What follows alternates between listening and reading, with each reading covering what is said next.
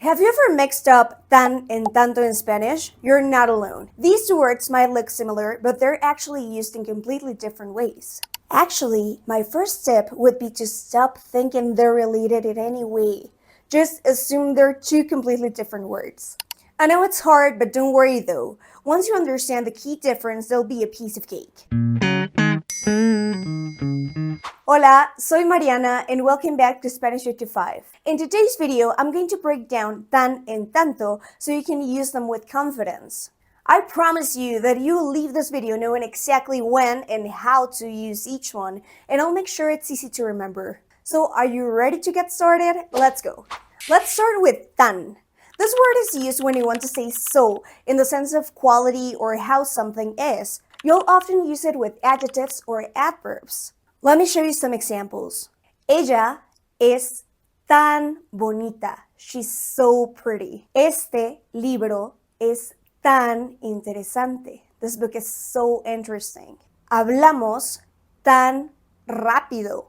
We talk so fast. So here's a helpful rule. Tan goes with adjectives, words that describe something, or adverbs, words that describe how something is done. So you're talking about how something is or happens when you use tan. Easy, right? Now let's talk about tanto. This one is a bit different. Tanto is used when you want to express a very large quantity of something, and you use it only with nouns. Take a look at these examples. Tengo tanto trabajo. I have so much work. Me gusta tanto la música. I like music so much. Vimos tantas películas. We watch so many movies. Notice that tanto is used with nouns, objects, and not adjectives or adverbs.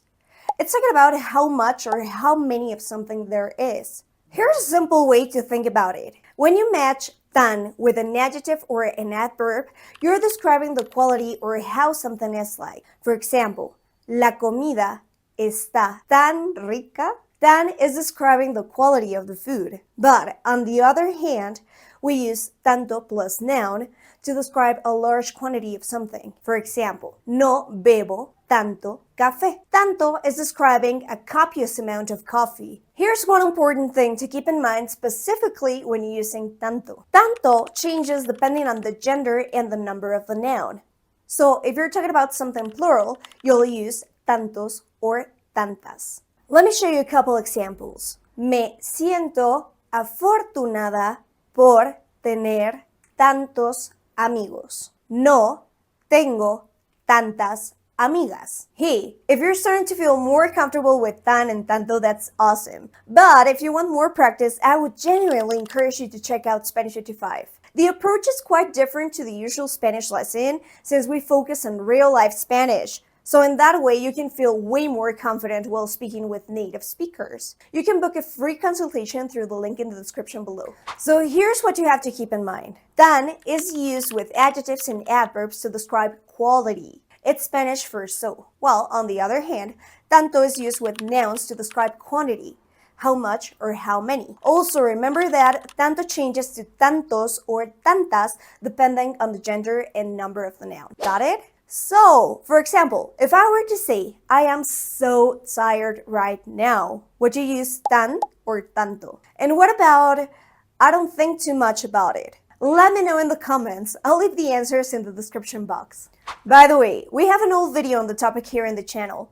So if this explanation wasn't enough, which would make me really sad, I'll leave the link to the old video in the description. Think of it as an easy way to practice what you just learned. Now that you understand the difference between tan and tanto, you'll be able to use them confidently in your Spanish conversations. Remember, learning Spanish is a journey, and each step you take gets you closer to sounding more natural and fluent. Keep practicing and don't get discouraged. It's all part of the process. If you want more tips, stories, and motivation to keep you on track, be sure to check out our podcast, Conquering Spanish Interviews with Learners. In our podcast, you'll hear from other students who've been exactly where you are and made it through with a little patience and persistence.